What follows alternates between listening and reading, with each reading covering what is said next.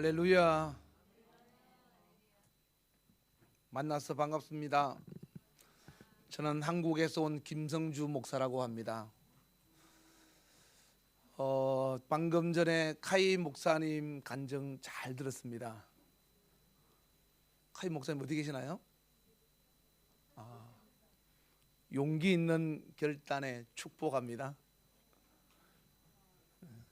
제가 알고 있는 어느 목사님도 목사님처럼 용기 있는 결단이 있었으면 좋겠습니다. 하나님 말씀 하나 보고 기도하고 시작하겠습니다. 마태복음 7장 21절부터 23절까지 말씀을 보겠습니다. 마태복음 7장 21절부터 23절까지 말씀입니다. 제가 봉독해 드리겠습니다. 나더러 주여 주여 하는 자마다 다 천국에 들어갈 것이 아니요 다만 하늘에 계신 내 아버지의 뜻대로 행하는 자라야 들어가리라. 그날에 많은 사람이 나더러 이르되 주여 주여 우리가 주의 이름으로 선지자 노릇하며 주의 이름으로 귀신을 쫓아내며 주의 이름으로 많은 권능을 행하지 아니하였나이까 하리니 그때 내가 그들에게 밝히 말하되 내가 너희를 도무지 알지 못하니 불법을 행하는 자들아 내게서 떠나가라 하리라. 오늘 말씀을 통해서 제가 여러분에게 강조하고 싶은 것은 하나님의 기억에 하나님께 나를 기억시켜라라는 제목입니다. 하나님께 나를 기억시켜라라는 제목으로 한 시간 반 정도 여러분에게 잠깐 이야기를 하고자 합니다. 먼저 기도하겠습니다. 하나님 아버지, 오늘도 주의 은혜 가운데서 부족한 종을 주님 대신해서 세우셨사오니 하시고자 하는 말씀을 대언하게 하시고 하나님의 말씀 안에서 우리가 더욱더 새로워지고 영원하신 하나님이 우리를 기억함으로 땅에 사는 삶보다 인생이 끝나서 영원한 주님 앞에서의 삶이 더욱더 복되고 아름답게 하여 주시옵소서. 이 시간도 성령께서 종의 생각과 마음과 입술을 주관하시옵기를 원하여 예수님 이름으로 기도합나이다. 아멘. 성경은 창세기부터 요한계시록까지 66권의 책으로 되어 있죠. 창세기는 이 세상 사람들의 이야기고 요한계시록은 저 세상 천국의 사람들의 이야기입니다. 다시 말해서 성경은 창세기부터 요한계시록까지 이 세상의 사람이 저 세상 즉 천국에 가는 길을 안내하는 책이 바로 성경입니다. 그래서 우리는 이 땅에 사는 사람은 누구든지 다 살다가 한 줌의 흙으로 돌아가기 때문에 영원히 기억할 수가 없습니다. 우리를 기억하시는 하나님은 영원히 살아계시는 분이기 때문에 그 하나님이 나를 기억하는 것이 굉장히 중요합니다. 여러분들의 나라의 총리는 아베 총리죠. 여러분들은 아베 총리를 잘 알지만은 아베 총리는 여러분을 잘 모릅니다. 혹시 아베 총리와 친분 있으신 분 있으십니까? 네. 여러분이 아베 총리를 알지만 아베 총리께서 여러분을 모르듯이 우리는 하나님을 알지만은 하나님은 우리를 모른다고 할 수도 있다는 거죠. 오늘 본문의 마태복음 7장 23절에도 분명히 귀신을 쫓아내고 그리고 많은 능력을 행했는데도 주님 앞에 갔더니 하나님이 나를 모른다고 하는 사람이 있다는 거예요. 내가 너를 도무지 알지 못하리라. 오늘 이 본문의 말씀은 예수님을 믿지 않는 사람이 아니고 예수님을 믿는 사람들에 대한 이야기입니다. 저와 여러분도 예외는 아니라는 거죠. 나도 예외가 아니고 여러분도 예외가 아닙니다. 우리는 주님 앞에 다 서야 할 텐데 하나님이 우리를 모른다고 하면 그것보다 비참한 사람은 없을 것입니다. 세상에서 성공한 사람이 누군가 하면 돈을 많이 가진 사람이 아니고 세상에서 실패한 사람이 누군가 하면 가난한 사람이 아니라 하나님 앞에서 죄의 문제를 해결하지 않고 죽은 사람이 가장 불행한 사람이고, 이 세상에서 아무리 성공했다 할지라도 하나님이 기억하지 못하는 사람이 가장 불행한 사람입니다.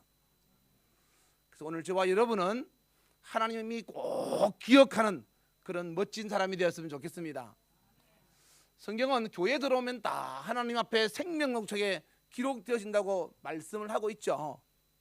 근데 출애굽기 32장 33절에 보면 누구든지 내게 범죄하면 내가 그 이름을 내 책에서 지워버리겠다고 했습니다. 하나님은 오늘 본문에도 보면 불법을 행하면 하나님의 생명록책에서 지워버리겠다는 겁니다. 그 대상은 목사도 예외가 아니라는 거죠. 오늘 저와 여러분도 예외가 아닌 동일한 하나님의 심판대 앞에서 이름이 지워져서 하나님을 만날 수 없다는 것을 아셔야 합니다. 하나님께서 어느 날 저에게 마지막 종말의 심판을 한번 보여주셨는데, 그때 불로서 심판하는 광경이었는데 그 자리에는 전부 목사들만 있었습니다. 목사들이라면 누구든지 다 아까 카이 목사가 이야기한 것처럼 구원 얻는다고 착각하고 있을지 모르지만, 그러나 분명히 말하는 것은 하나님 앞에 불법을 행하는 자는 목사라도 하나님이 그 이름을 생명록책에서 지워버린다는 사실을 꼭 기억해야 됩니다. 그래서 오늘 저와 여러분은 하나님의 생명록책에서 지워지지 않는 하나님이 영원히 기억하는 사람이 되어지기를 주의 이름으로 축원합니다. 성경은 이 땅에 있는 사람이 천국에 다 오기를 원하죠. 그래서 예수님도 이 땅에 오셨을 때 가장 많이 말씀하신 것이 바로 천국에 대한 이야기입니다. 우리가 외국에 갔다 오면 그 갔다 온 나라를 이야기하듯이 바로 예수님도 이 땅에 오셔서 천국에 대한 이야기를 매우 강조했습니다. 그 천국이 얼마나 중요한지 비유를 들어서 설명을 하셨는데, 첫째 마태복음 13장 44절에 보면 천국은 마치 밭에 감추인 보화와 같다 이렇게 설명하고 있죠. 그리고 이 보화를 발견한 사람은 돌아가서 자기의 모든 소유를 다 팔아서 이 밭을 사는 것과 같다 그랬어요. 그만큼 가치가 있다는 거죠. 이 비유는 이런 내용입니다. 어떤 사람이 남의 밭을 잠시 빌려서 농사를 짓고자 밭을 일구는데, 밭을 한참 일구다 보니까 밭 가운데 땅속에 보물이 있는 겁니다. 그래서 얼른 덮어놓고 다시 그 주인에게 가서 이보게 이 밭을 나에게 팔게나. 그랬더니 아유 이 사람아, 그 땅도 좋지 않는 밭을 뭐하러 살려고 하나. 아닐세, 내가 이 밭을 꼭 사야 되겠네. 내가 원하는 값을 다 줄 테니까 이 밭을 팔게나. 그러니까 아니 이 사람아, 그렇게 좋지도 않은 밭을 뭐하러 살려고 하나. 그러니까 아닐세, 그래도 나는 이 밭을 꼭 사야 되겠네 하고 아주 좋지 못한 밭이라고 생각하는 것을 아주 비싼 가격으로 밭을 탔다는 겁니다. 이 사람이 바본가요? 아니죠. 이 사람은 그 밭 속에 감춰진 보화가 집보다 훨씬 더 많이 있다는 것을 알기 때문에 그 보화를 보고 좋지 못한 현상을 보면서 산 겁니다. 다시 말해서 천국은 현상이 아니라 본질이라는 거죠. 우리는 현상보다 본질을 더 중요시 여겨야 합니다. 그래서 천국을 얻기 위해서는 나의 모든 소유를 전부 팔아서라도 이 천국은 꼭 가야 한다고 예수님이 말씀하고 있는 겁니다. 두 번째, 마태복음 13장 45절에 보면 천국은 마치 좋은 진주를 구하는 장사꾼과 같다 이렇게 설명하고 있죠.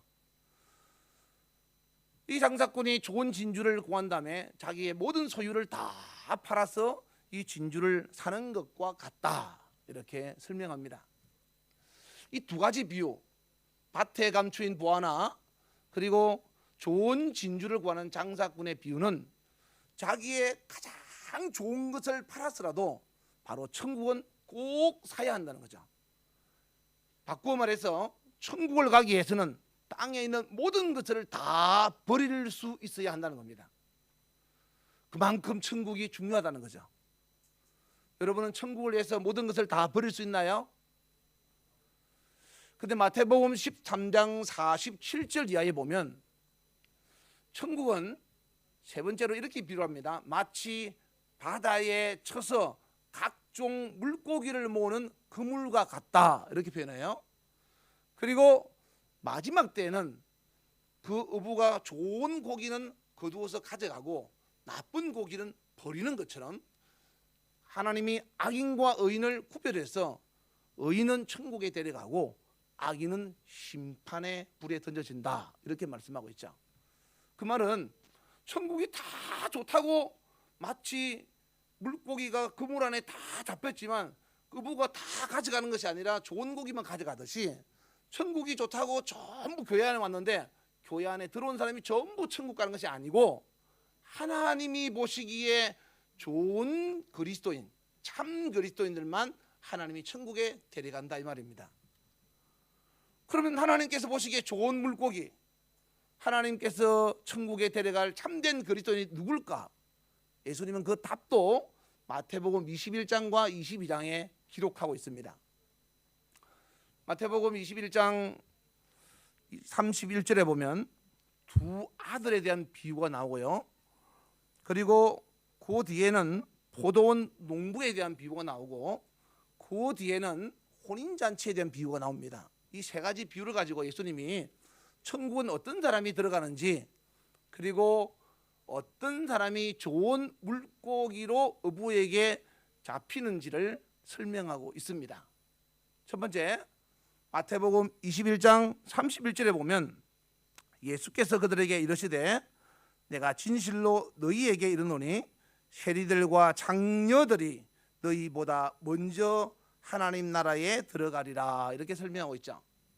세리들과 장녀들이 너희들보다, 너희들이 누군가 하면 바로 대제사장들과 그리고 백성들의 장로들을 말하는 겁니다. 바꿔 말해서 요즘 말하면 목사들, 요즘 말하면 전도사, 교회 장로, 이런 사람들보다 오히려 세리와 장녀가 더 천국에 먼저 들어간다는 겁니다. 그 이유가 뭔가 하면 바로 마태복음 21장 32절에 보면 세리와 장녀들은 그를 예수께서 그리스도를 믿었고, 그리고 백성들의 장로들과 대제사장들은 믿지 않았다, 이렇게 돼 있죠. 그러니까 천국에 들어갈 하나님이 기억하는 첫 번째 사람은 예수께서 그리스도이심을 믿는 자라는 거예요. 그리스도가 누군가 하면, 그리스도가 뭐냐면 히브리 말로 메시아라는 뜻이에요. 메시아라는 뜻은 구원자라는 뜻이죠.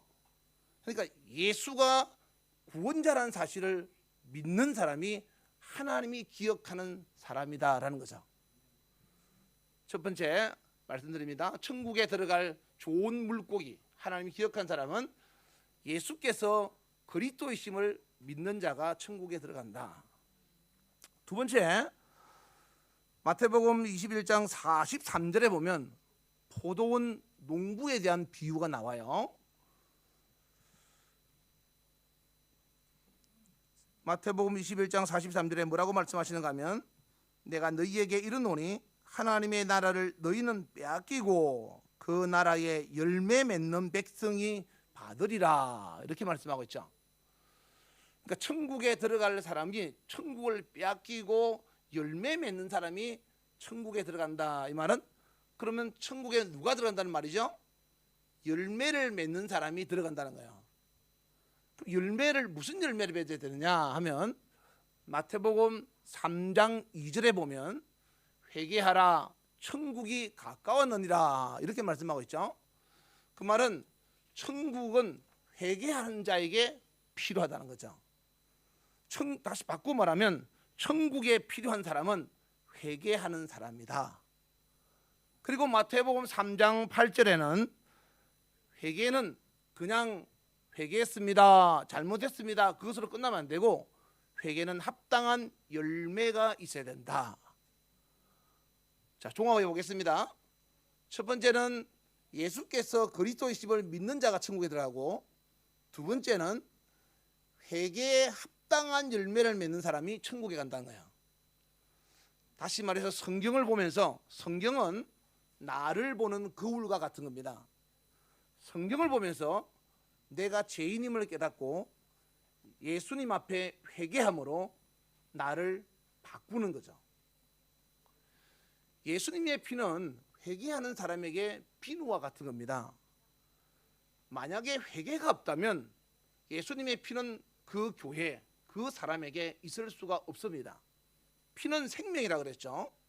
예수님의 피가 우리에게 영원한 생명을 주는데, 그 피는 어떻게 만들어지는가 하면 저와 여러분이 하나님의 말씀 앞에서 회개할 때 만들어지는 거예요. 그래서 우리는 하나님의 앞에서 이 성경을 보면서 내가 죄인임을 깨닫고 하나님 앞에서 회개하면서, 아, 내가 지금까지 잘못 살았구나, 이렇게 다시 새롭게 살아야 되겠다고 삶을 바꾸어야 한다는 거예요. 그냥 잘못했습니다 말만 하면 안 되고, 하나님이 보시기에 아, 네가 옛날 사람과 다르게 고쳐졌구나라고 알 수 있도록 우리가 예수 안에서 새롭게 바뀌어져야만이 회개에 합당한 열매를 맺은 사람이 하나님 앞에서 하나님이 기억하는 천국에 들어갈 두 번째 사람이라는 거예요. 그리고 세 번째 사람은 마태복음 22장 12절 이하에 나오는 이야기인데, 포도원 농부에 대한 이야기입니다. 포도원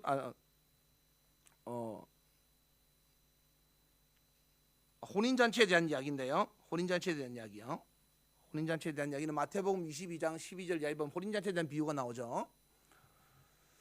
예수님이 말씀하기를, 친구여 어찌하여 예복을 입지 않고 여기 들어왔느냐라고 하시면서 13절에 보면, 임금이 사원들에게 말하되 그 손발을 묶어서 바깥 어두운 데 내 던져라, 거기서 슬플며 이를 갈게 되리라 라고 하셨죠.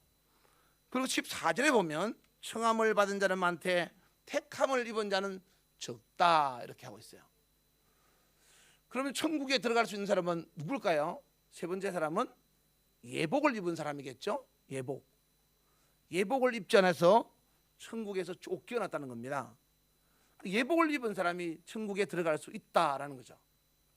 그 예복이 뭐냐라고 할 때 요한계시록 19장 8절에 보면 예복은 성도들의 옳은 행실이다, 이렇게 표현하고 있어요.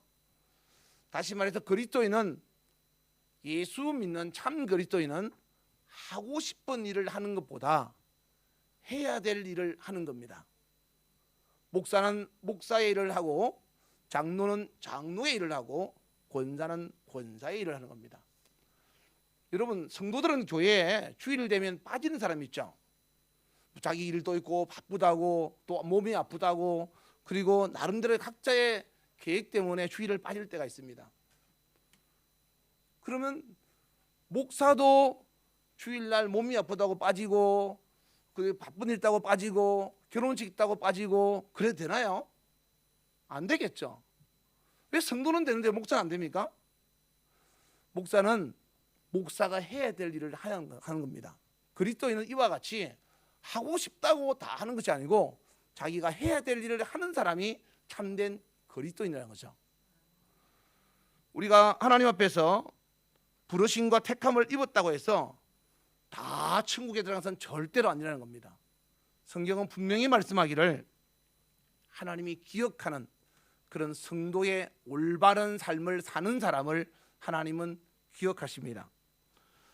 그 삶이 보통 사람보다 훨씬 더 어려워야 된다고 마태복음 5장 20절에 보면, 너희의 의가 바리새인과 서기관보다 더 어려워야만 천국에 들어갈 수 있느니라 라고 했어요. 그러니까 우리가 예수 믿는다고 아까 카이 목사님 말씀했던 것처럼 우리 예수 믿으니까 다 천국 간다, 그건 큰 착각입니다. 저와 여러분이 예수 믿으면 믿는 것만큼 행동으로도 따라줘야 된다라는 거죠. 자, 말씀을 정리해 보겠습니다. 하나님이 기억하는 천국에 들어갈 수 있는 사람, 첫째, 예수께서 그리스도이심을 믿는 사람. 두 번째, 하나님의 말씀을 통해서 회개에 합당한 열매를 맺는 사람. 세 번째, 성도의 올바른 행실을 통해서 예복을 입은 사람이에요. 근데 이 세 종류의 사람은 세 종류가 아니고 하나라는 겁니다. 하나.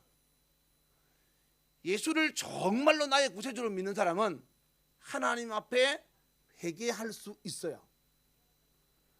회개하지 않고 회개에 합당한 열매를 맺지 않는 사람은 예수를 안 믿는 사람이에요. 교회를 다니는 사람이지. 예수를 그리스도라고 정말로 믿는 사람은 그리스도인답게 살게 돼 있어요.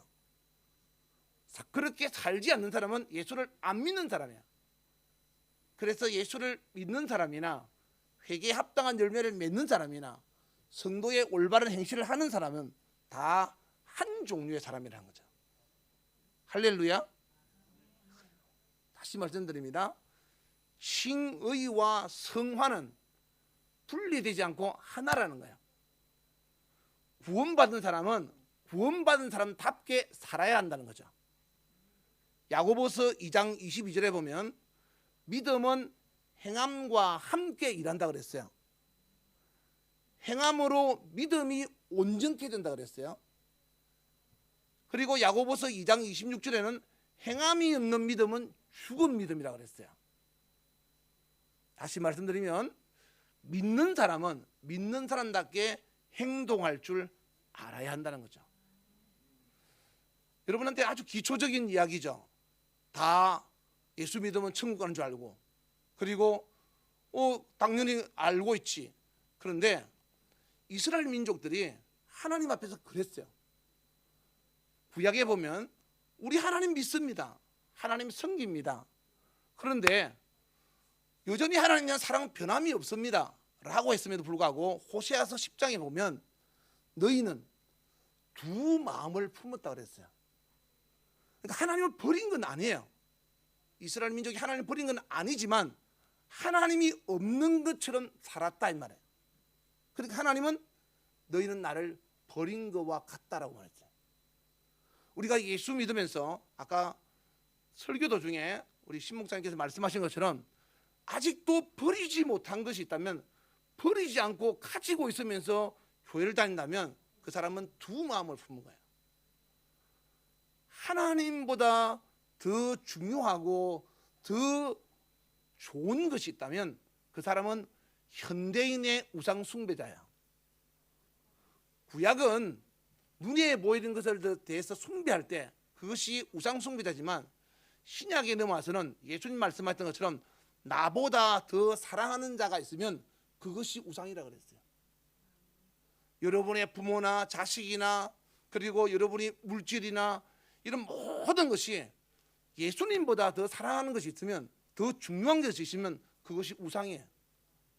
현대인의 우상의 정의는 뭔가 하면 그것 때문에 하나님이 보이지 않는 벽이에요. 주일날 되면 결혼식 가고, 주일날 되면 동창회 가고, 주일날 되면 어떤 모임 가고, 그것 때문에 예배를 올 수 없다면 그것이 우상이다 이 말이에요. 하나님보다 더 큰 것은 하나님 앞에 우상이라는 거예요. 성경은 마태복음 6장 24절에 보면 예수님이 직접 말씀하기를 우상 중에서 가장 중요한 우상, 돈에 대한 이야기를 예수님이 굉장히 말씀하세요.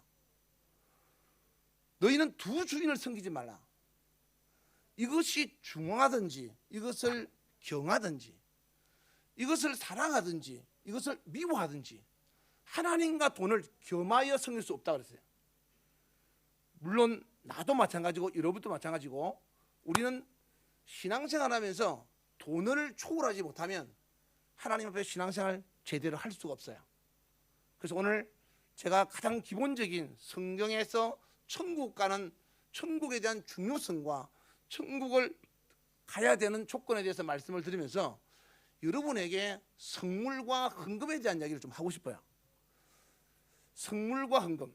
성경은 예수님이 돈에 대한 이야기를 굉장히 많이 하십니다. 그리고 예수님께서 마가복음 12장 41절 이하에 보면 헌금하는 것에 대해서 관심을 굉장히 많이 가지고 계세요. 마가복음 12장 41절 이하에는 여러 부자가 헌금하는 것과 한 가난한 과부가 헌금을 하고 있는데, 그 헌금하는 것을 예수님이 아주 관심 있게 지켜보는 장면이 성경에 나와요. 그리고는 분명히 액수는 부자가 더 많이 냈을 텐데 예수님 말씀하기를 가난한 부자가 더 많이 냈다고 말씀을 하세요. 그러니까 우리가 보는 액수와 하나님이 계산하는 액수는 다르다는 거죠. 여러분이 헌금을 얼마 하는지 다 헌금의 액수가 다르겠죠. 그러나 하나님은 누가 많이 냈고 누가 적게 냈다는 것을 안다는 거죠. 제가 지금 여러분에게 이런 이야기를 하는 것은 여러분들이 이 이야기를 여러분 성도한테도 가르쳐야 돼요. 왜냐하면 성경은 요한복음 8장 47절에 보면 내게 속한 자는, 하나님께 속한 자는 하나님의 말씀을 듣나니 너희가 내 말을 듣지 않는 것은 내게 속하지 아니하였음이라 그래요. 또 사무엘상 15장 23절에는 하나님의 말씀을 거역하는 것은 하나님을 거역하는 것과 같다고 그래요. 전 여러분에게 돈 많이 내라고 제가 알고 있는 이야기를 하러 온 게 아니고 성경에 대한 이야기를 좀 하고 싶은 거예요. 이건 하나님이 저에게 여기 오기 전에 얼마 전에 말씀하셨어요. 그래서 성물에 대한 것에 대해서, 성물과 헌금에 대한 이야기를 부랴부랴 준비한 겁니다. 아마 여러분이 꼭 듣고 여러분의 성도들에게 가르쳐야 될 부분이 있기 때문에 하나님께서 하라고 하시는 것 같아요.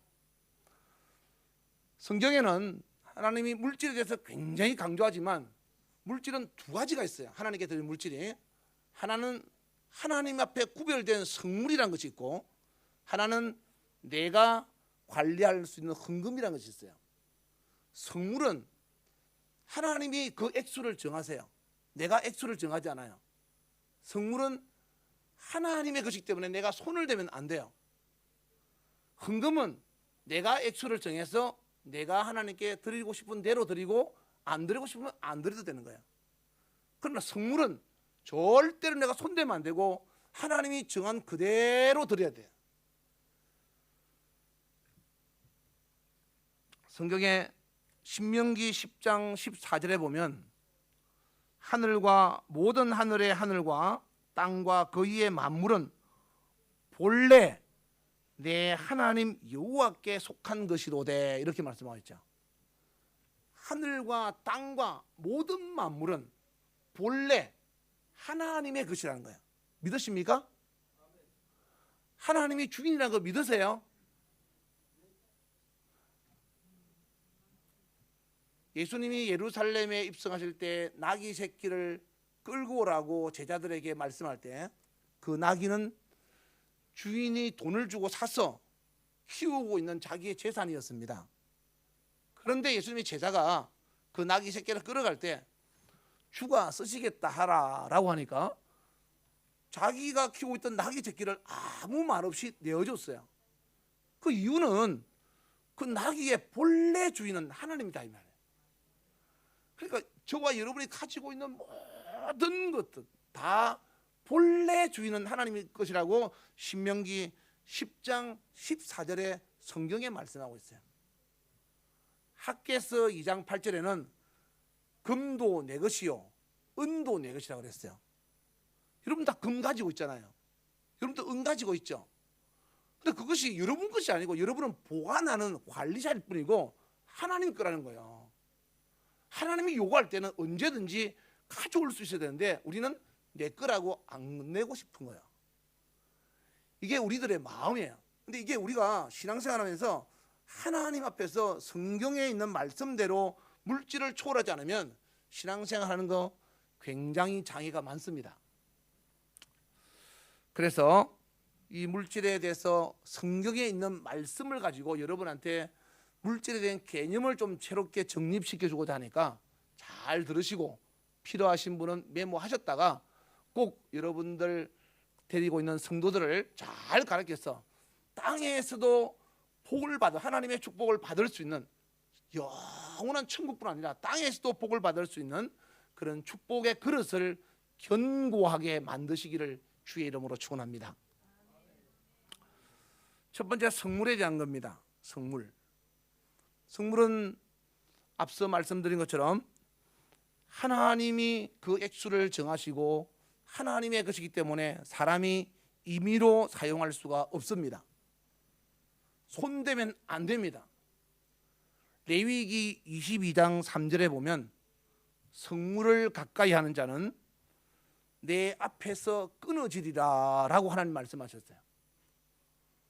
또 레위기 22장 14절에서 16절까지 보면 성물을 만약에 내가 먹으면 그 죄로 말미암아서 형벌을 면치 못하리라 그랬어요.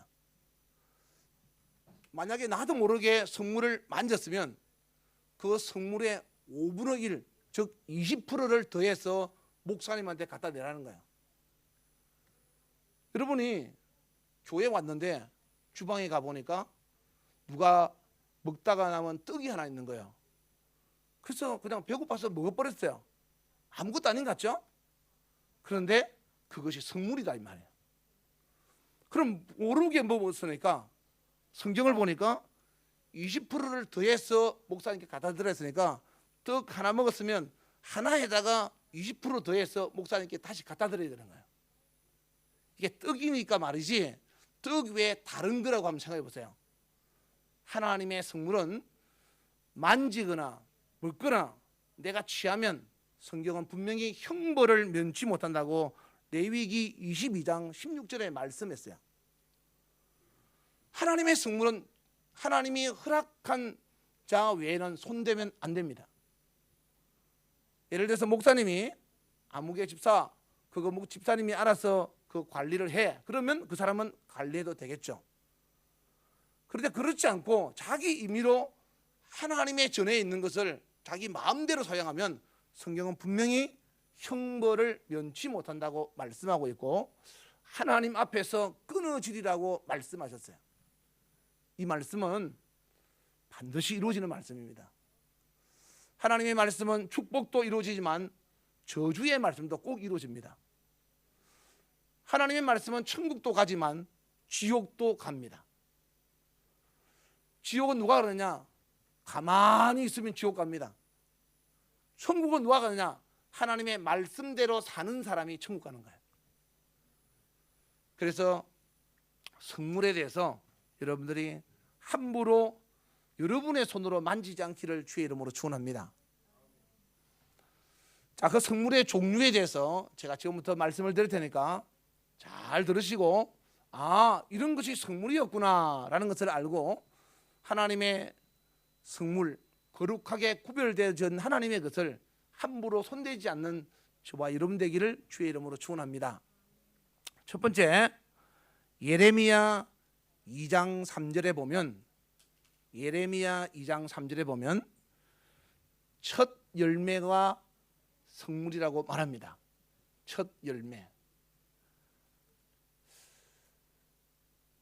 농사를 지었는데 그 농사의 첫 수확은 하나님의 것이라는 거예요. 저희 교회 성도들 중에서는 농사를 짓는 분도 있습니다. 그러면 제일 먼저 수확하는 배추나 고추는 다 가지고 교회를 가져옵니다. 왜?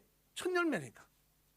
성경은 예레미야 2장 3절에 보면 첫 열매를 먹으면 벌을 받아서 재앙이 그들에게 임하리라 그랬어요.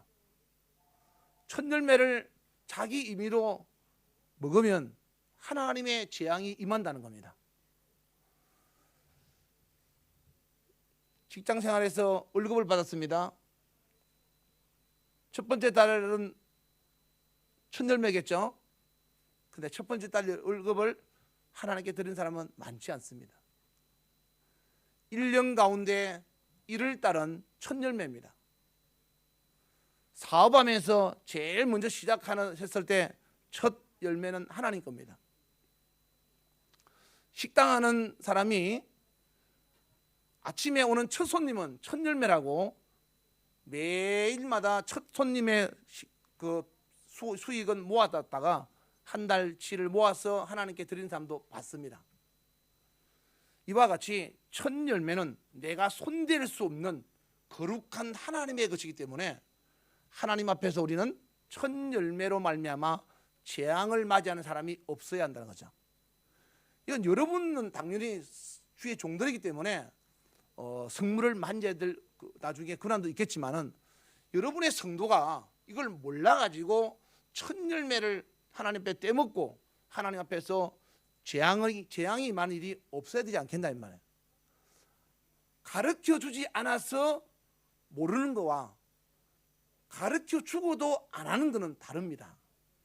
여러분은 올바르게 가르쳐줘야 될 의무가 있죠. 그래서 성도들이 하든 안 하든 간에 여러분은 바르게 가르쳐줘야 된다 이 말이에요. 그래서 첫 열매는 하나님 앞에서 하나님이 다른 사람들에게 손대지 말라고 하는 거룩한 성물이라는 것을 성경은 말씀하고 있다. 다만 잠언 3장 9절 10절에 보면 첫 열매를 하나님께 드리면 하나님이 약속하기를 내 창고가 가득히 차고 넘치는 복을 주겠다고 약속하셨어요. 하나님의 약속을 믿고 하나님의 것을 하나님께 드리느냐, 하나님의 약속을 믿지 못하고 그것을 내 마음대로 하다가 재앙이 임하느냐, 그 선택은 본인의 몫이라는 거예요. 저와 여러분이 같은 실수를 범하지 않기를 주의 이름으로 축원합니다. 두 번째, 하나님이 구별하신 성물은 10분의 1, 11조입니다. 그건 여러분 다 아시죠? 11조는 하나님 앞에 거룩한 성물이라고 레위기 27장 30절에 말씀하고 있습니다. 곡식이나 나무의 열매 그 10분의 1은 여호와의 것이니 여호와의 성물이라 이렇게 말씀하고 있죠. 하나님의 것이라는 거예요. 여러분이 목사님 것을 만약에 도둑질해서 갖다 보였어요. 그럼 목사님은 여러분 보고 뭐라고 부릅니까? 도둑놈이라 그러겠죠. 그런데 사람 것도 훔쳐가면 안 되는데 하나님의 것을 훔쳐가면 하나님이 뭐라고 합니까? 도둑놈이라 그러죠. 그래서 성경은 말라기 3장 8절 이하에 보면 하나님 앞에 10분의 1을 드리지 않는 사람은 하나님이 도둑놈이다 이렇게 불러요. 여러분, 하나님은 천지 만물을 만드시고 물고기 2마리와 보리떡 5개로 오병이의 기적을 일으키신 분이에요. 그런 하나님이 여러분에게 10분의 1 가지고 오라고 그거 안 갖고 오면 도둑놈이라고 어떻게 보면 참 째째한 것 같죠. 그거는 여러분이 하나님을 얼마나 믿는가, 하나님에 대한 감사와 믿음과 사랑을 보고 싶은 거예요. 신명기 10장 12절에 아까 서두에 말씀드린 것처럼 모든 것은 다 하나님의 것이라고 그랬어요. 10분의 1을 하나님께 드린다고 생각하지 말고 모든 것이 다 하나님의 것인데 10분의 9를 내가 쓴다고 생각하라 이 말이에요. 10분의 9를 쓴다고 생각하면 10분의 1은 얼마든지 드릴 수 있죠. 그런데 자기 거라고 생각하기 때문에 10분의 1을 내는 게 아까운 거예요. 제가 지난 주일날 오후에 제 딸이 중국에 출장을 갔다가 오는 바람에 공항에 마중을 갔습니다. 픽업하러 갔는데 화장실에 들어갔다가 제가 핸드폰을 하나 줬었어요. 핸드폰이 제법 괜찮고 좋은 거였어요. 스마트폰이니까 중고를 팔아도 돈이 제법 나갈 수 있겠죠. 내가 줬었으니까 내 거를 내가 가져갈 수 있죠. 근데 이건 내 게 아니다 이 말이에요. 내 게 아니니까 주인에게 찾아주라고 정보한테 갖다 주는 겁니다. 그분이 나중에 전화가 와서 제가 이제 누구가 주소 찾았냐니까 인적사항에서 제 명함을 남겨놨더니 저한테 전화 와서 목사님 고맙습니다. 제 동생도 목사인데 이렇게 하나님이 핸드폰을 찾게 해주셨네요 그러더라고요. 여러분, 핸드폰은 내 거 아니니까 내가 돌려주는 게 당연한 거잖아요. 성물도 마찬가지예요. 성물은 내 게 아니고 하나님 거예요. 하나님 것을 하나님께 돌려드리는데 그 당연한 것을 내가 생색낼 필요도 없겠죠. 그 10분의 1이 10억이든 100억이든 1000억이든 아니면 단 10,000원이나 아니면 1,000원이든 하나님 앞에서 10분의 1을 말한 거지 금액을 말하지 않았어요. 그래서 하나님이 이 10분의 1을 하나님께 드리되, 옛날에 이스라엘 민족들은 짐승도 하나님 앞에 드릴 때는 10번째 나는 새끼는 다 하나님의 것이라고 10분의 1을 드렸어요. 그래서 예레미야 27장 31절 이하에 보면 소가 태어났는데 10번째 드리는 소가 9번째 태어난 소보다 훨씬 더 건강하고 좋은 소로면 사람들이 순서를 바꿔버린다고 하는 거예요. 9번째 거를 하나님께 드리고 10번째 거는 자기가 키운다는 거야. 그렇게 순서를 바꾸면 성경은 둘 다 하나님 거라는 거야. 그러니까 바꾸지 말라는 거야. 물건도 짐승도, 그리고 중요한 것은 대부분 요즘 사람들은 돈이기 때문에 돈의 10분의 1은 내 게 아니고 하나님 거다.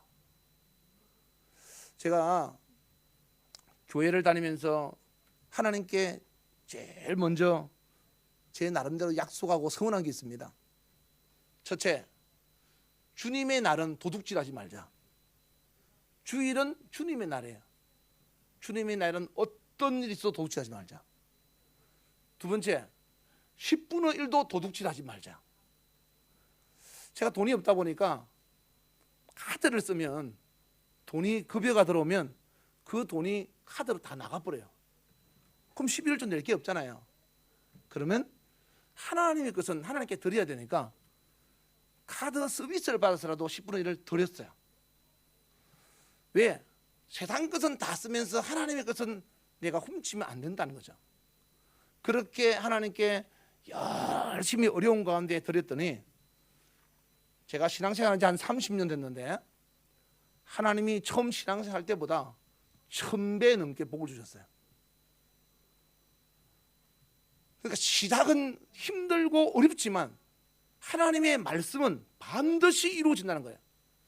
말라기 3장 10절 이하에 보면 너희가 10분의 1을 천일매처럼 10분의 1을 드려봐라. 내가 너에게 복을 주지 않나. 제가 우리 성도들한테 그런 이야기를 합니다. 사람들한테도 도둑놈이라는 소리 들으면 안 되는데 신앙생활 하면서 하나님께 도둑놈 소리 들으면서 어떻게 천국에 들어가려고 하느냐. 여러분, 일본에서 도둑놈은 어디 갑니까? 일본에서 도둑놈들 그냥 같이 살 수 있나요? 못 살죠. 도둑놈은 잡아서 감옥에 넣습니다. 하나님이 분명히 11조를 하나님의 성물이라고 그랬는데 그 성물을 하나님께 드리지 않는 사람은 도둑놈이라고 취급했는데 그 도둑놈을 하나님이 어떻게 하시겠냐 이 말이에요.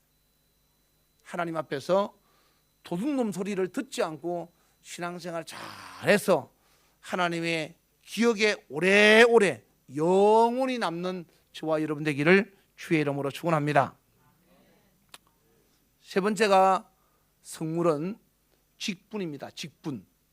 에스겔 44장 8절에 보면 하나님께서 주신 직분은 거룩한 성물이라고 했습니다.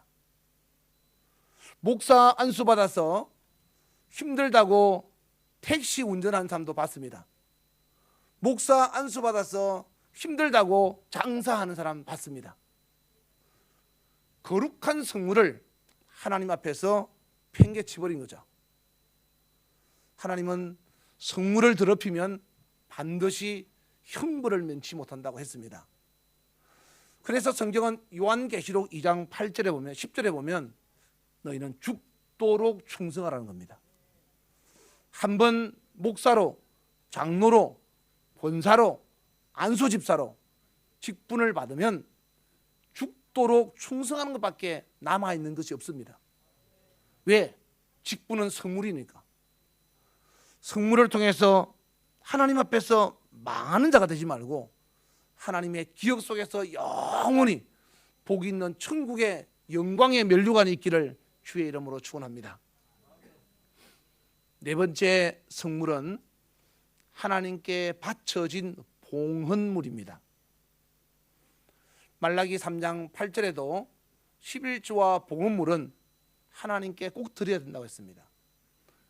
여호수아 6장 15절에 보면 하나님께 바칠 때는 온전히 바치고 바친 것에 대해서는 절대로 관여하거나 손대지 말라 그랬어요. 그 바친 것을 손대 가지고 망한 사람이, 대표적인 사람이 바로 아간이라는 사람입니다. 여러분들 잘 아시죠? 아간이란 여호수아 7장에 나와 있죠. 이런 겁니다. 여러분이 넥타이 하나를 사가지고 목사님께 드렸어요. 그러면 이미 여러분 손을 떠난 거죠. 그럼 그 넥타이는 누구 겁니까? 목사님 겁니다. 근데 넥타이 하나 사주고 넥타이를 메고 있나 안 메고 있나? 목사님, 제가 사준 넥타이 어떻겠어요? 그 사람은 하나님, 목사님께 넥타이 안 준 겁니다. 그거는 올바르지 못한 하나님께 태도라는 거죠. 마치 이런 겁니다. 여러분들이 오늘같이 이런 이제 EMC 가끔씩 이런 행사가 있을 때 어떤 사람은 떡도 해오고 어떤 사람은 과일도 사오고, 그러다 보니까 먹다 보니까 남았어요. 아, 이거 내가 사왔으니까 다시 집에 가져가야겠네 하고 가져가면 성물을 만진 것이 된다 이 말이에요. 하나님께 가지고 올 때는 마음대로 가져와도 가지고 갈 때는 마음대로 가져가지 못하는 겁니다. 하나님께 바친 것은 여러분이 절대 관여하면 안 됩니다. 만약에 여러분이 가져가고 싶거든, 사모님 제가 이렇게 떡을 사왔지만 이미 하나님께 드린 거니까 남아있는 떡 있으면 제가 조금만 저에게 주시면 안 되겠습니까? 하고 갈 때는 반드시 허락을 받고 가져가야 돼요. 여러분이 바깥에 뭘 가져갈 때도, 주방에 있는 그릇을 가져갈 때도 하나님의 성물은 여러분이 마음대로 가져가면 안 돼요. 내가 사놓은 거라 할지라도 여러분은 마음대로 손대면 안 되는 거예요. 하나님의 성물은 하나님의 것이니 너희가 만지면 형벌을 면치 못하리라. 이것이 성경입니다. 그래서 성경에 있는 하나님 앞에 바쳐진 것들, 이 모든 것들은 하나님 앞에서 온전히 드려져서 하나님이 받으시는 멋진 향기로운 제물이 되기를 주의 이름으로 축원합니다. 성경에 마가복음 10장 29절 이하에 보면 예수님이 말씀하시기를 너희가 나와 및 복음을 위해서 바쳐진 모든 것은 금세 100배로 주고 내세 영생을 얻지 못할 자가 없다고 그랬어요. 하나님 앞에 여러분이 제대로 드리고 그리고 하나님이 기억하게끔만 만들면 반드시 천열매든 11조든 그리고 직분이든 그리고 바쳐진 물건이든 간에 하나님이 기억하시고 하나님이 축복의 그릇으로 여러분에게 부어준다는 사실을 기억하시기 바랍니다. 네 가지 성물에 대해서 말씀을 드렸어요. 성물은 헌금이 아니에요. 내가 액수를 정할 수도 없고 내가 손댈 수도 안 되는 거예요. 첫 번째가 천열매, 두 번째가 11조, 세 번째가 직분, 네 번째가 하나님께 바쳐진 것이에요. 자, 그리고 이제부터는 헌금에 대한 이야기를 좀 하고자 합니다. 헌금은 내가 액수를 정하는 거예요. 내가. 여러분 헌금 생활 잘하고 있죠? 높아심에서 혹시 여러분이 꼭 들어야 될 사람이 있기 때문에 아마 하나님이 저에게 이 말씀을 하라고 한 것 같아요. 헌금의 종류는 여러 가지가 있죠. 특별히 하나님의 전에 들어올 때는 반드시 예물을 들고 들어오라고 시편 96편 8절에 말씀하셨어요. 시편 96편 8절에 보면 너희는 여호와의 전에 들어갈 때 반드시 예물 들고 들어갈지어다. 하나님 앞에 예배 올 때 빈손으로 오지 말라는 겁니다. 그런데 우리는 예배 올 때마다 예물을 들고 와서 하나님께 드리는데 그 예물이 어떤 예물이냐라는 거죠. 첫 번째는 주일날 오는 주일 예물 있죠. 여러분들 주일 예물 드리죠. 주일 헌금. 주일 헌금은 저희가 일본은 어떻게 하는지 모르겠는데 저희 같은 경우는 주정 헌금으로 합니다. 정해서 드리는 거죠. 매년 12월 마지막 송구 영신 예배 때 하나님께 기도하는 거예요. 하나님, 내년에 52주 동안 매 주일마다 얼마를 헌금하면 되겠습니까? 라고 기도하는 거죠. 그럼 마음에 하나님이 주시는 감동을 따라서 매주마다 똑같은 금액을 하나님께 드리는 거예요. 그걸 주정헌금이라고 하는데, 고린도후서 9장 7절에 보면 각각 그 마음에 정한 대로 할 것이요 인색함으로나 억지도 하지 말지니 하나님은 즐겨내는 자를 사랑하시느니라 라고 했죠. 그러니까 마음에 미리 정하는 거예요. 1년치를. 왜냐하면 그렇지 않으면 매번 낼 때마다 내가 생활이 좀 괜찮으면 많이 냈다가 생활이 좀 안 좋으면 적게 냈다가 인색하게 냈다가 억지로 냈다가 이런 마음이 생기기 때문에, 그래서 1년 전에 정하는 거예요. 내년치를. 그리고 그 물질을 위해서 매번 주마다 하나님께 드리는 거죠. 정했으니까. 제가 아는 목사님은 매주일 주정금을 300만 원, 아마 여러분 돈으로 30만 엔을 드리는 분이 있습니다. 목사님 무슨 돈이 있습니까? 그분은 집도 없고 차도 없고 자기 이름으로 된 게 아무것도 없는데, 근데 그분은 300만 원, 30만 엔씩 드리다는 거예요.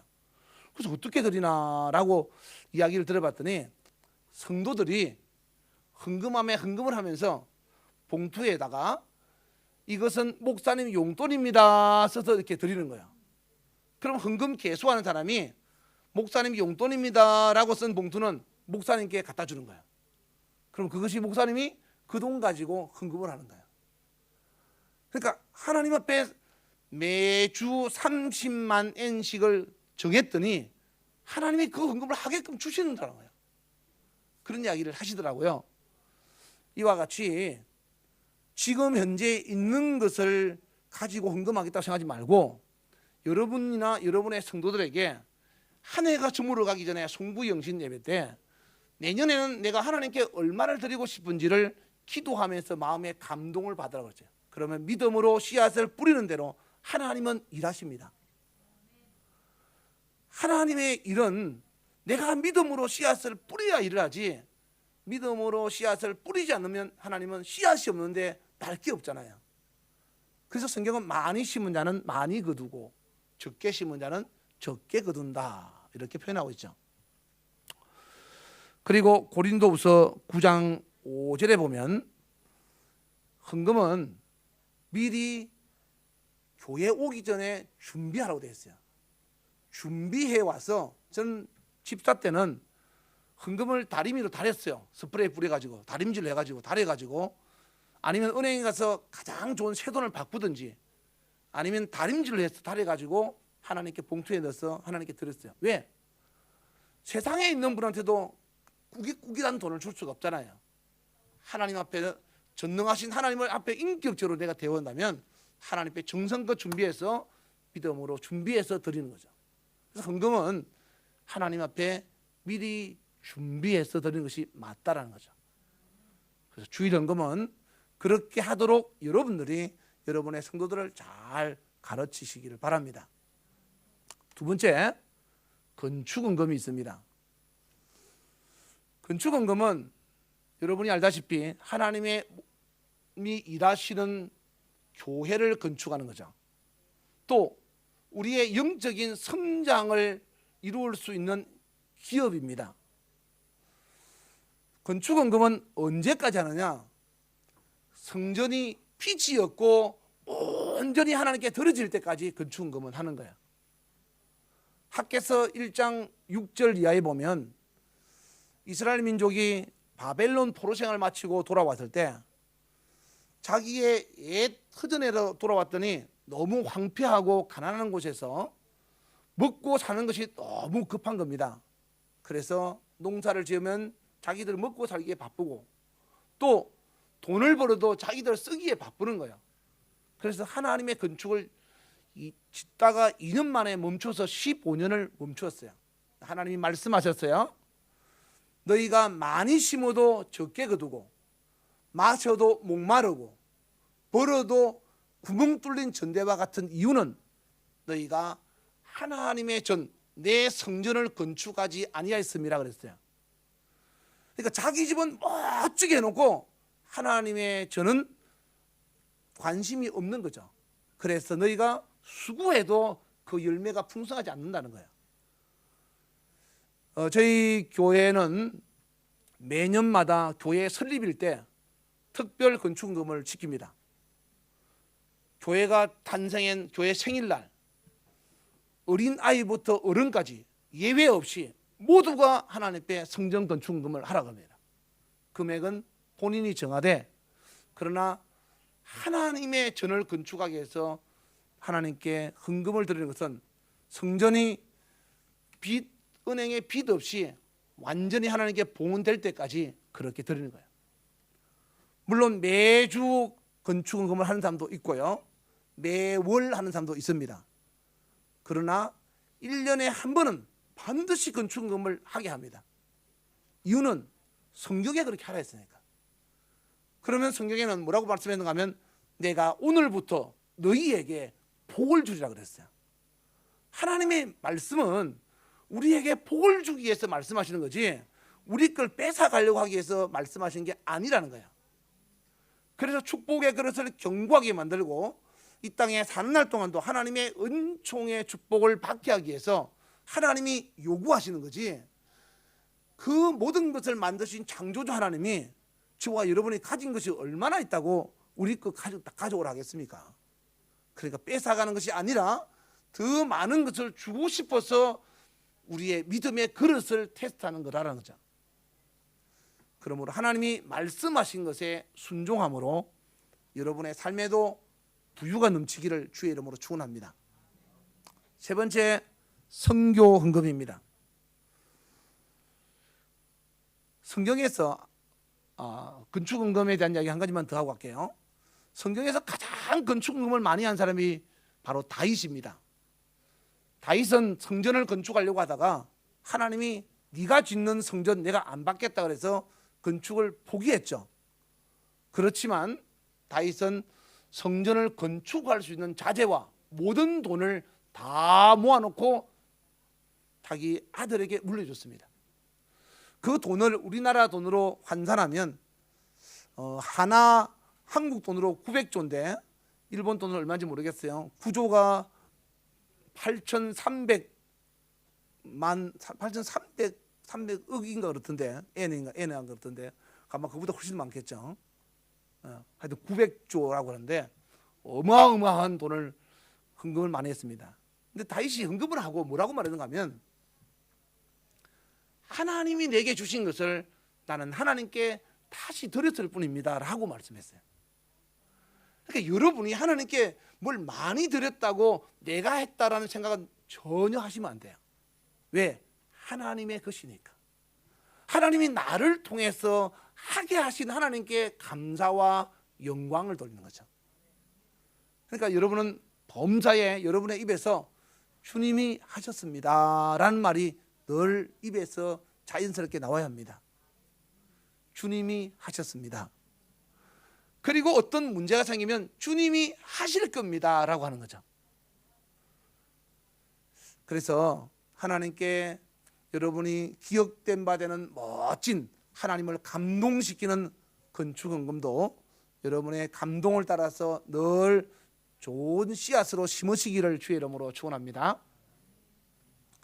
세 번째, 선교헌금입니다. 선교헌금. 여러분의 목사님이 해외로 가시거나 아니면 어떤 일을 해나갈 때, 또 교회에서 또 교회 단위로 다르게 선교를 할 때 필요할 수 있는 선교헌금이죠. 빌립보서 4장 18절 이하에 보면 빌립보 교회가 에바브로디도핀으로 바울에게 선교헌금을 보냈더니 거기에 뭐라고 써놨는가 하면, 이것은 받을 만한 향기로운 제물이요 하나님을 기쁘시게 하는 것이라. 하나님께서 모든 필요한 것을 풍족하게 채워주시리라 그랬어요. 선교헌금은 내가 나가서 선교를 못하지만 함께 그 선교 일을 할 수 있는 동력자로서 물질을 보내는 거죠. 그래서 여러분들이 선교헌금도 할 수 있으면 믿음 안에서 많이 믿음의 씨앗을 심으시면 좋겠습니다. 저희 교인들 중에서도 매월마다 선교헌금을 하시는 분이 몇 분 계시더라고요. 그리고 어떤 제 지인들은 저한테 선교헌금을 매월마다 통장으로 입금해 주는 분이 있습니다. 제가 이렇게 선교 지역에 나오고 그러면 그분들의 힘으로 같이 나오는 거죠. 합력하는 거죠. 그러니까 이와 같이 합력하여 선을 이룰 수 있도록 여러분의 목사님이나 또 교회 단위로 다른 지역에 선교할 수 있도록 힘을 보태는 그런 선교의 물질은 별도로 하나님께 심을 수 있는 믿음의 씨앗이 되기를 주의 이름으로 축원합니다. 할렐루야. 원래 이 물질 이야기를 하면 다들 마음이 딱 다쳐가지고 얼굴이 굳어서 딴 생각하고 있는 것 같아. 네, 여러분들은 그렇지 않기를 바랍니다. 그리고 중요한 것은 여러분 저기도 보니까 딱 있던데 감사 예물입니다. 감사 예물. 여러분 감사 예물은 잘 하죠. 감사 예물을 잘 하는데 한국에는 감사 예물을 감사절기를 5번을 보냅니다. 한국에서는. 여러분도 그렇게 하는지 모르겠는데 첫 번째가 신년 감사주일이에요. 신년 감사주일은 매년 1월 첫 번째 주일이에요. 매년 1월 첫 번째 주일. 하나님께서 올 한 해도 내게 하나님이 예비하신 복을 주시기를 원합니다 라고 믿음으로 심는 거죠. 믿음의 씨앗을 심는 겁니다. 매년 1월 첫 번째 주일. 두 번째, 부활주일 감사금이에요. 그건 다 아시죠? 예수님께서 이 땅에 오셔서 죽으시지 않았더라면 내 인생이 어떻게 됐을까? 그리고 그분이 부활이 없다면 나의 삶은 어떻게 될까? 여러분 한번 생각하면서 정말로 감사하는 마음으로 주님 앞에 드리는 거죠. 세 번째, 맥주 감사주예요. 성경은 출애굽기 23장 16절에 보면 하나님이 이스라엘 백성에게 맥추절과 수장절을 지키라고 그랬어요. 1년에 2번씩 감사절기를 지키라 했는데 맥추절과 수장절이에요. 맥추절은 보리가 처음 결실했을 때고 수장절은 한 해 농사가 다 끝이 났을 때 저장할 때 하는 것이 수장절이에요. 지금 우리는 어떻게 지내는가 하면 맥추절은 6개월 동안 끝이 나서 7월 첫 번째 주일날이 맥추절이에요. 7월 첫째 주가 맥추절. 그래서 1월 달부터 6월 말까지 하나님이 전반기 동안 내게 주신 은혜가 무엇인지를 헤아려서 하나님께 드리는 거예요. 감사를 표현하는 거죠. 네 번째가 추수감사절이에요. 추수감사절은 2가지 의미가 있어요. 1년 동안 농사하신 것에 대한 감사와 그리고 내년에 하나님이 내게 주실 복을 믿음으로 기대하면서 드리는 거예요. 추수감사헌금. 그리고 5번째가 성탄감사헌금이에요. 성탄절은 예수님이 이 땅에 오셨다는 사실을 기념하는 거죠. 예수님이 이 땅에 오시지 않았더라면 우리는 어떻게 됐을까? 우리는 이 땅에 태어나지 않으면 못하겠죠. 태어나지 않은 사람은 지옥이라도 안 가겠지만 태어난 사람은 예수님이 안 오셨으면 다 지옥 가는 겁니다. 그러니까 그분의 은혜가 얼마나 감사하겠습니까? 자, 이렇게 감사절기는 신명기 16장 16절 이하에 보면 감사는 어떻게 표현하는가 하면 감사절기 때 다른 교회 가면 안 돼요. 감사절기 때는 자기가 하나님께서 택하신 곳에서 하나님이 주신 복을 따라 빈손으로 나오지 말고 힘써서 하나님께 드릴지니라 그랬어요. 그게 신명기 16장 17절에 나와 있어요. 16장 16절 17절 나와 있는데 받은 복을 헤아려서 힘써 하나님께 드려라. 자, 그래서 그러면 헌금은 내가 정하는 금액인데 그러면 절기 헌금을 어떻게 드려야 되느냐? 전 제가 집사 때 절기 헌금은 최소한 11조보다 많이 드려야 된다고 배웠어요. 전 그게 맞다고 생각합니다. 11조는 한 달에 한 번 드리지만 절기는 거의 분기에나 반기에 한 번씩 들어요. 그래서 1년에 종류는 하나밖에 없어요. 그래서 절기헌금은 최소한 11조, 자기가 임의로 액수는 정하지만은 최소한 11조보다는 많이 들어야 그게 하나님에 대한 올바른 도리가 아닌가라는 거죠. 뭐 결정은 여러분이 하시겠지만, 제가 여러분한테 물질 강조하기 위해서 뭐 목사님이 저한테 물질 설교해 달라고 이야기한 것도 아니고요. 목사님은 저한테 설교 뭘 해달라고 전혀 말씀하신 적이 없어요. 오해하지 마세요. 걔는 이렇게 이야기하니까 또 우리 목사님이 그 교회 옮기는데 돈이 필요해서 목사님한테, 김성주 목사한테 또 돈 이야기 하라고 했는가 보다 오해할 것 같은데 오해하지 마세요. 하나님이 저에게 기도하는 가운데 성물과 헌금에 대한 이야기를 하라고 해서 여러분한테 하는 겁니다. 여러분도 깨닫고 여러분의 성도들에게도 바르게 가르치라는 거죠. 이렇게 절기헌금은 여러분의 임의로 드리되 최소한 11조 헌금보다는 절기감사헌금은 많아야 한다라는 것이 맞다는 거죠. 그리고 각종 축복의 물이 있죠. 서원의 물도 있고 그리고 소원의 물도 있고, 저희 성도들 중에는 1,000번제를 드리는 사람도 있어요. 저희 집사람도 이제 1,000번제는 매일 드리는 거죠. 매일 헌금을 하는 겁니다. 하나님께 그렇게 드리던데 금액은 본인이 정하는 겁니다. 그러나 솔로몬처럼 하나님 앞에 1,000번제를 드려서 내가 하나님께 복을 받아봐야 되겠다. 그 복을 어디에 쓰려고? 하나님의 복음을 위해서 한번 써보겠다고 그렇게 드리는 분들이 있더라고요. 한번 여러분들도 한번 하나님을 시험 한번 해보시기 바랍니다. 하나님이 분명히 약속하신 것은 채워주십니다. 그리고 섬김의 예물이 있죠. 섬김. 아까 제가 말씀드렸던 것처럼 헌금할 때 목사님이 용돈 하세요, 사모님 옷 하나 사 입으세요, 뭐 이렇게 이거는 아무개 집사한테 제가 줬다 하지 말고 아무개 집사한테 신발 하나 사주세요, 이런 섬김과 구제 헌금은 여러분이 하면은 자기가 이름이 드러나니까 헌금함에다가 봉투에 써서 그냥 넣는 거예요.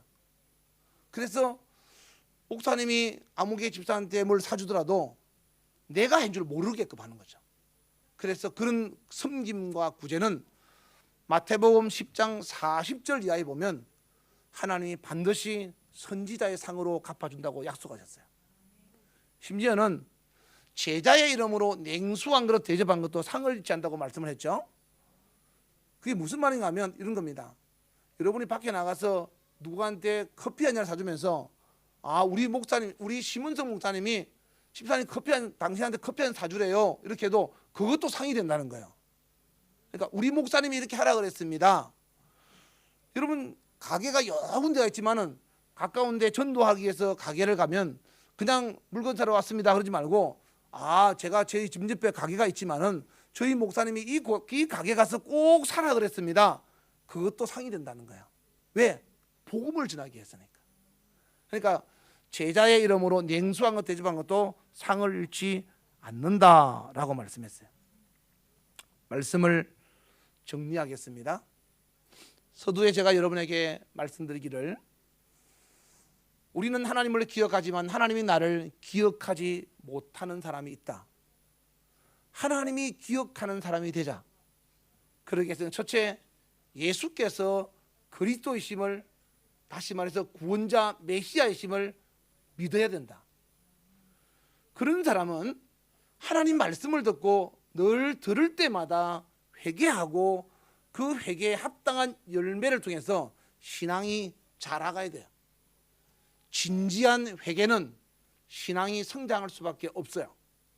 왜 사람이 신앙생활 성장하지 않는가 하면 진지하게 자기의 잘못을 회개하고 고치지 않기 때문에 신앙이 성장하지 않는 거예요. 세 번째, 그리스도인으로서 하고 싶은 일을 하는 것이 아니라 해야 될 일을 하는 그런 올바른 행실을 통한 예복을 입은 사람이 되자. 그래야 하나님이 약속하신 천국에 들어갈 수 있다라고 했어요.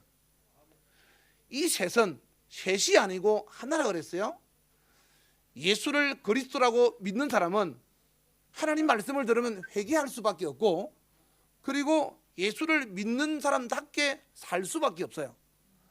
예수를 제대로 그리스도로 안 믿기 때문에 회개하지 않고, 예수를 그리스도라고 믿지 않기 때문에 올바른 그리스도인으로서 살지 않는 거예요. 믿음과 행동은 둘이 아니고 하나라는 것. 그리고 하나님께서 가장 싫어하는 우상 숭배 중에서 물질이 우리에게 우상 숭배되면 안 된다. 물질을 초월하기 위해서는 성물과 헌금을 구별해야 된다. 성물은 하나님의 것이니까 내가 손대면 안 되는 것이고, 헌금은 내가 하나님께 임의로 드리되 즐거운 마음으로 미리 준비해서 드려야 된다. 우리는 태어날 때 아무것도 가지고 오지 않았습니다. 빈손으로 태어났죠? 갈 때 뭘 가져가죠? 아무것도 안 가져갑니다. 전쟁의 천재라고 불려진 그리스의 알렉산더 대왕은 자기가 죽을 때 내 두 팔을 관 밖으로 내어달라고 그랬어요.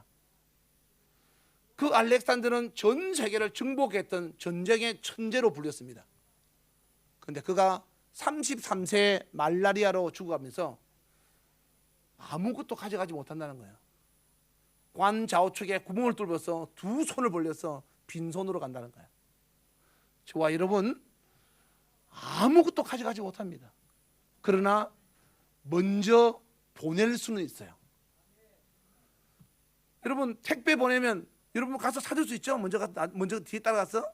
이와 같이 천국에 가져가지는 못해도 여러분이 성경에 기록된 말씀대로 믿음으로 씨앗을 뿌린 것은 땅에서도 복이 될 뿐 아니라 천국에서도 여러분의 몫이 된다는 거예요.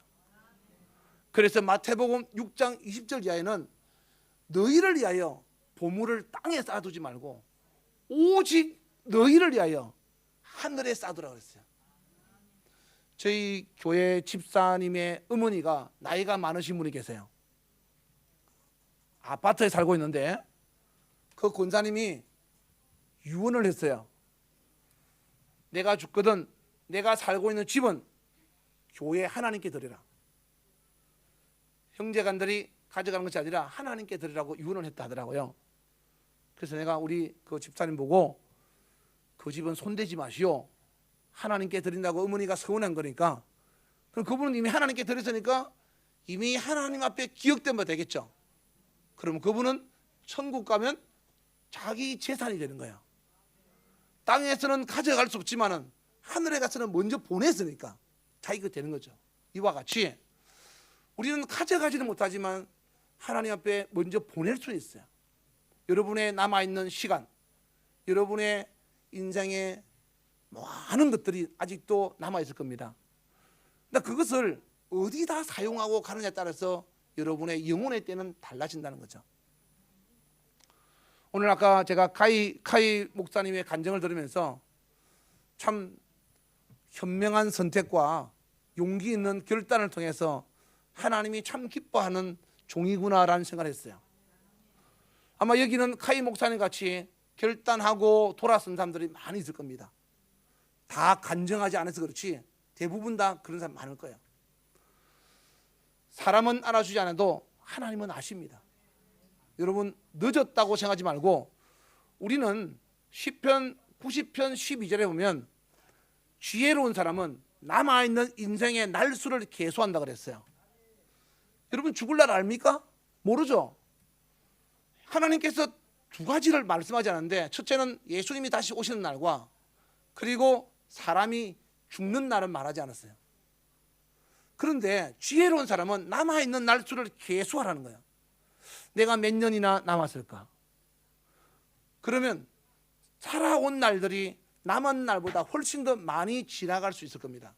그런데 그렇게 보면 낙담되니까 여러분의 오늘 이 날은 11월 27일 오늘 이 날은 여러분의 남아있는 날수의 첫날이에요. 여러분이 앞으로 인생이 얼마나 남은지 모르지만 남아있는 첫날이기 때문에 오늘부터 바울처럼 뒤로 돌아보지 말고 앞을 향하여 다시 시작하는 거예요. 늦었다고 생각하지 말고 다시 지금부터, 오늘부터 시작한다는 마음을 가지고 하나님이 기억하는 사람이 누굴까? 세상에 수많은 사람이 있지만은 제가 비행기를 타고 올라가서 하늘에서 볼 때마다 그 생각합니다. 땅에서는 교회가 크다고 말하지만 비행기 타고 올라가서 보면 보이지도 않아요. 그런데 그 속에서 하나님이 기억하는 사람이 있다는 겁니다. 바로 오늘 본문의 말씀처럼 하나님이 보내신 아들 예수, 그분을 나의 구세주로, 그리스도로 믿는 사람, 하나님 말씀을 듣고 진심으로 회개하는 사람, 그리고 하나님의 사람으로서 살아감에 있어서 믿음의 행동을 보이는 사람, 하나님 앞에서 하나님 외에 다른 것을 섬기지 않는 사람, 특히 돈에 대해서 초월한 사람, 하나님은 기억하시고 축복하십니다. 하나님은 저와 여러분이 잘 되기를 원하고, 하나님은 저와 여러분이 망하지를 절대로 원치 않습니다. 아침에 신 목사님 설교하실 때 말씀하셨죠? 하나님은 절대로 후회가 없으시다고. 하나님이 저와 여러분을 선택할 때는 하나님의 계획 속에서 우리의 남은 인생 동안 쓰시고자 하는 계획이 있기 때문에 택하신 겁니다. 요한복음 15장 13절 이하의 말씀처럼 너희가 나를 택한 것이 아니요 내가 너희를 택했다 그랬어요.